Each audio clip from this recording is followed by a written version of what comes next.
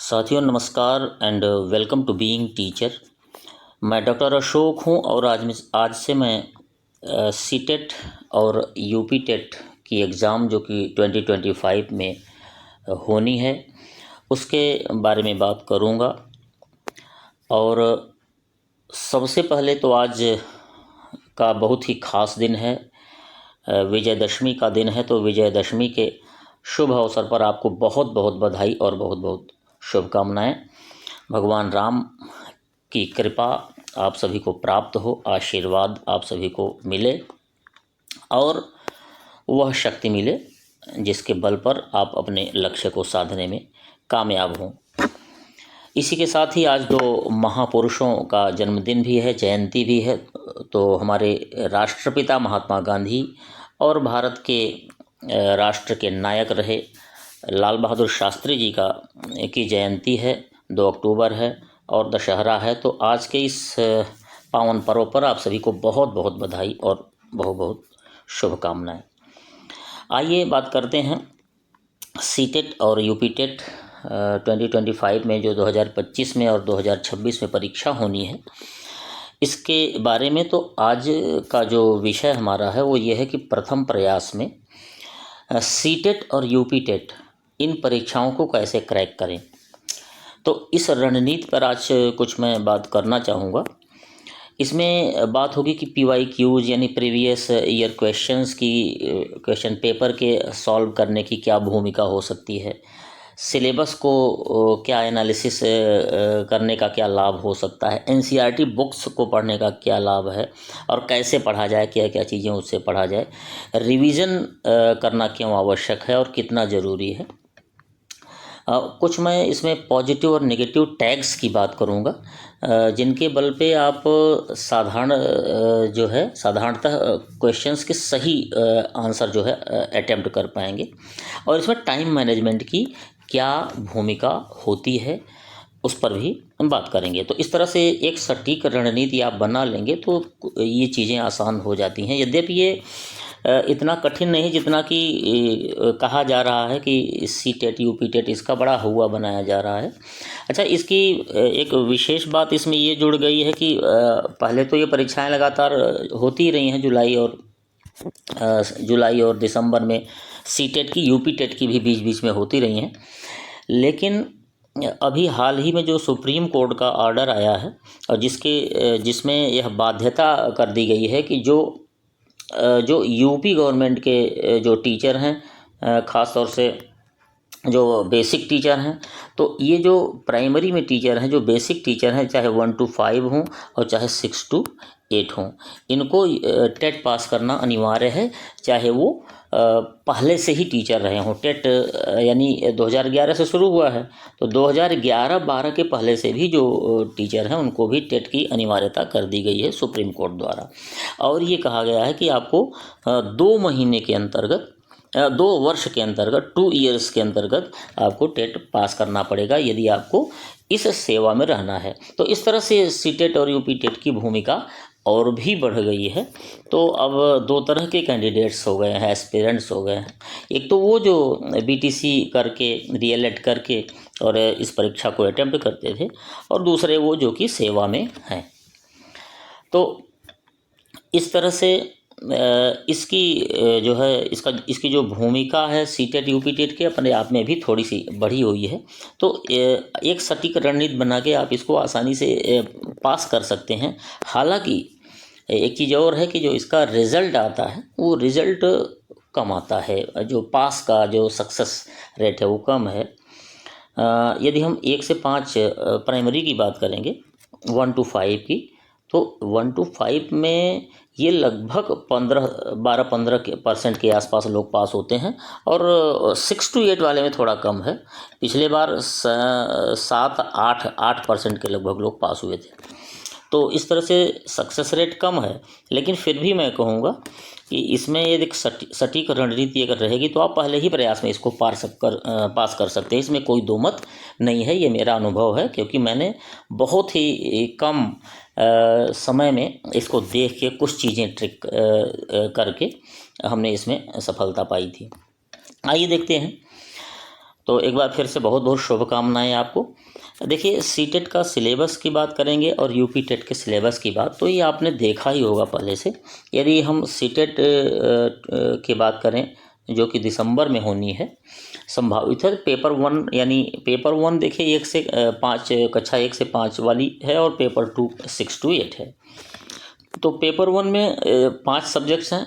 CDP है, child development and pedagogy, 30 number की।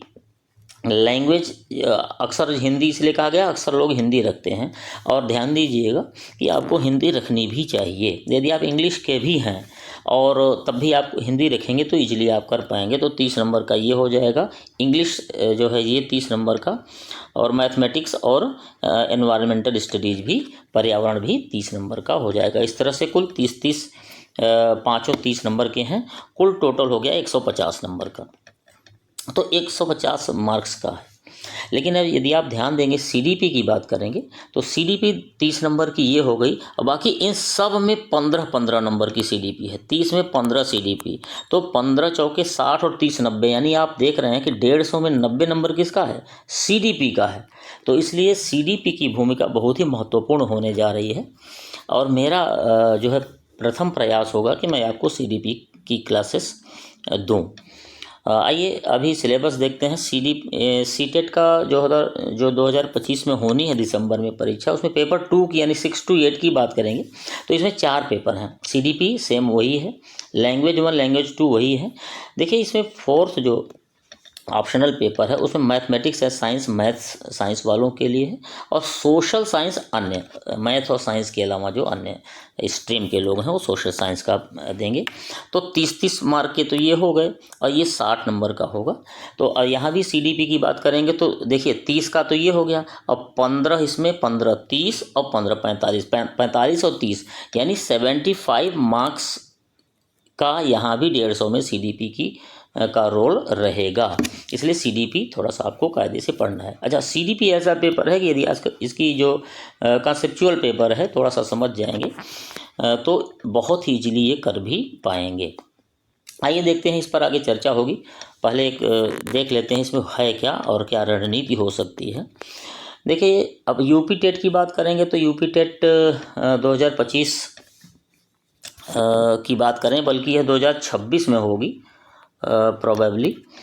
इसमें पेपर 1 और पेपर 2 सेम वही है जो कि सीटेट का है, इसमें बहुत कोई अंतर नहीं है। तो आप दोनों की तैयारी एक साथ कर सकते हैं। खासतौर से CDP की बात करें, ये अच्छी बात है कि इसमें कोई नेगेटिव मार्किंग नहीं होती, तो आसानी से अटेम्प्ट किया जा सकता है। अब आइए देखते हैं इसमें क्या रणनीति हो सकती है, एक अच्छी स्ट्रेटजी क्या हो सकती है।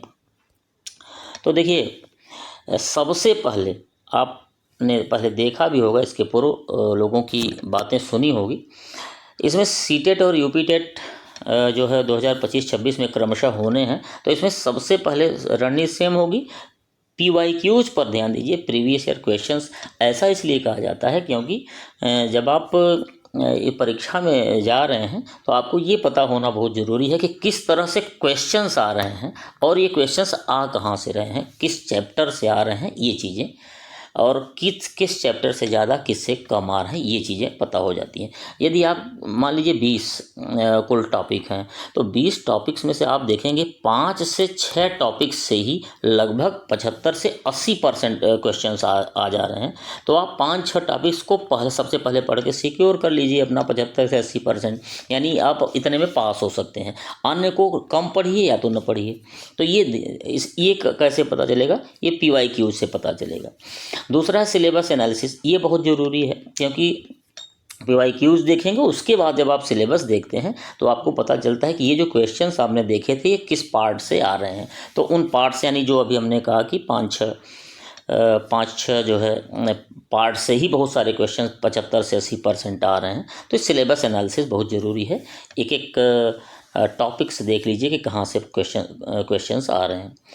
रिवीजन की बड़ी भूमिका है इसमें, खास तौर से रिवीजन तब जबकि सबसे आप परीक्षा से एक हफ्ते पूर्व हो। जैसे आप वीडियोस देख रहे हैं कि बहुत सारी किताबें पढ़ रहे हैं, तो आप 15 वीडियो देख लिए, लेकिन जब आपके पास 5 दिन बचा है या 2 दिन बचा है तो आप क्या करेंगे, 2 दिन में आप पूरा वीडियो दोबारा रिवीजन नहीं कर पाएंगे। तो आपको नोट्स बनाना चाहिए।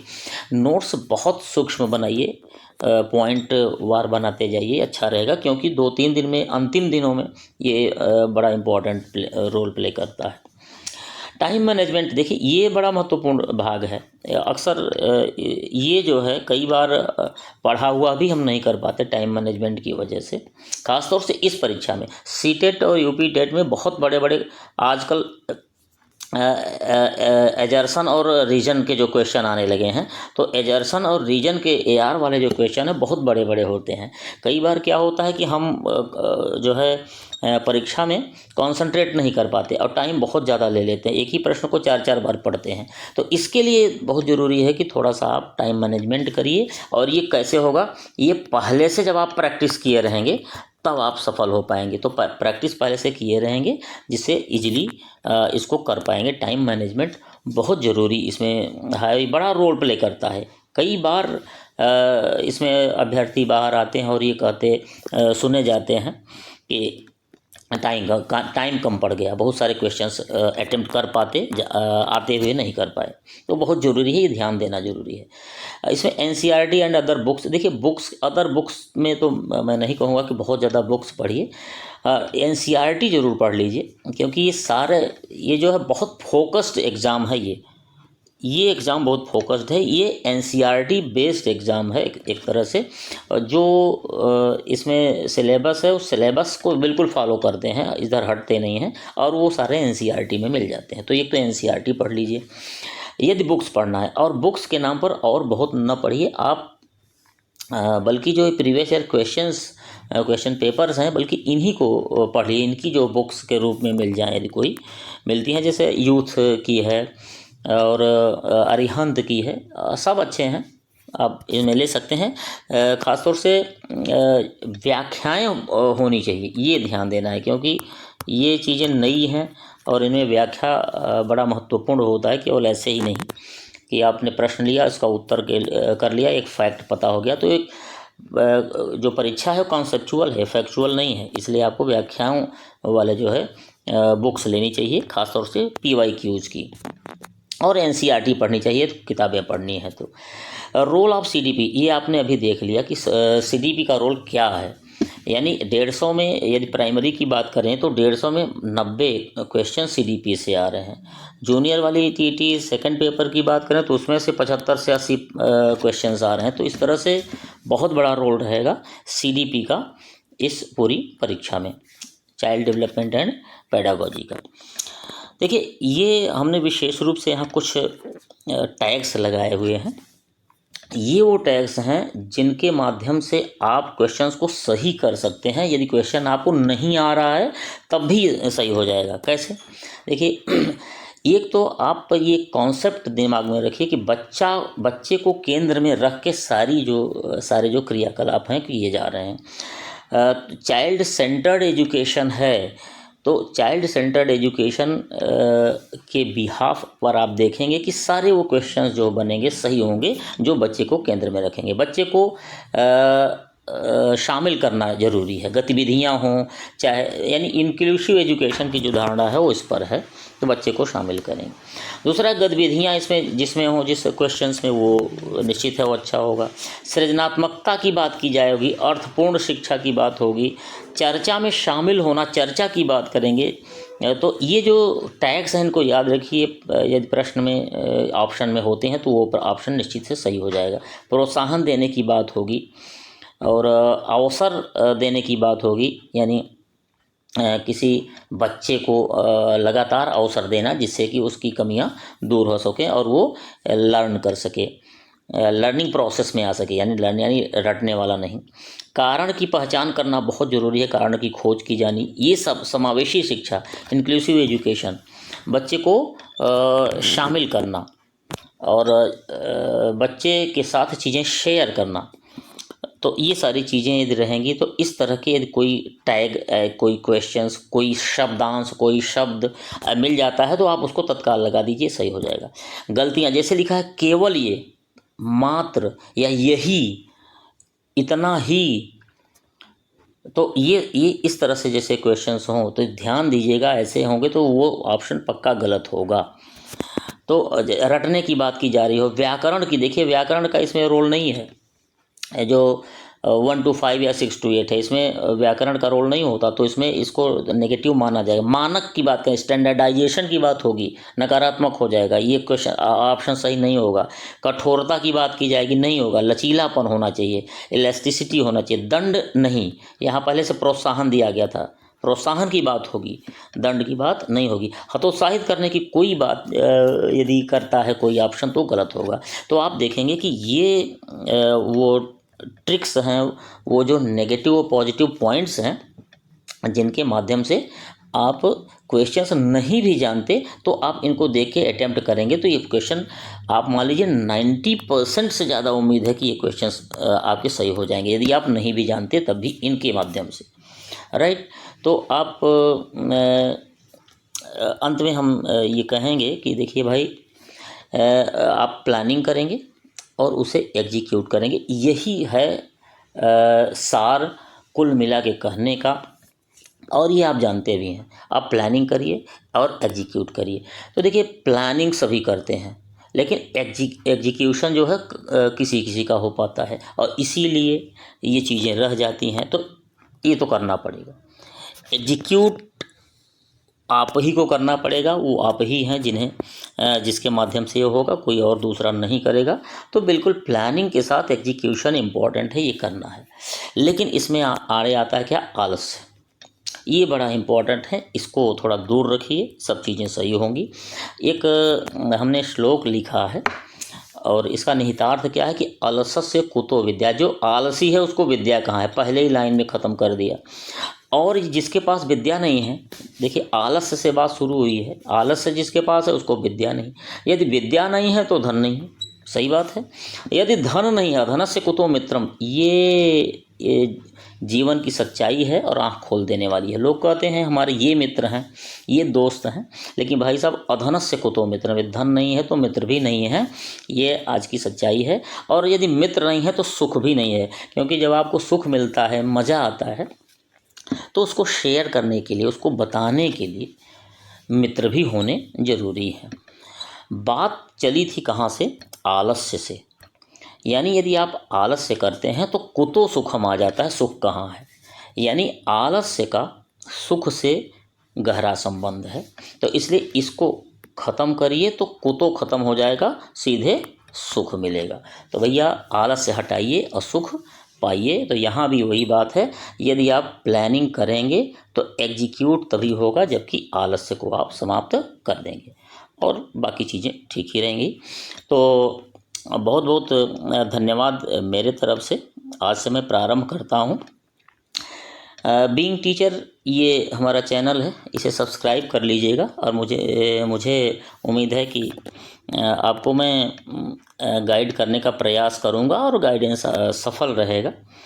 लाइक, शेयर और सब्सक्राइब भी बीइंग टीचर को ज़रूर कर लीजिएगा। और मुझे पूरी उम्मीद है कि बीइंग टीचर के माध्यम से मैं डॉक्टर अशोक निश्चित रूप से आपके लिए हेल्पफुल साबित होऊंगा। आज प्रथम दिवस है, इसके बाद से मैं प्रयास करूंगा कि आपको नियमित अंतराल पर लगातार वीडियोज़ मिलती रहें। और बिल्कुल लगे रहिए, हतोत्साहित कभी मत होइएगा, ये ध्यान दीजिएगा, क्योंकि ये परीक्षा वो परीक्षा नहीं है कि जिसको आप पास नहीं कर सकते हैं। यदि आप मेहनत करेंगे तो आप निश्चित है से उस लक्ष्य को प्राप्त करेंगे, इसमें कोई दो मत नहीं है। मेरी ओर से बहुत बहुत शुभकामनाएं। एक बार फिर से विजयदशमी और गांधी जयंती, शास्त्री जयंती की बहुत बहुत शुभकामनाएं। बहुत बहुत धन्यवाद। जय हिंद, वंदे मातरम।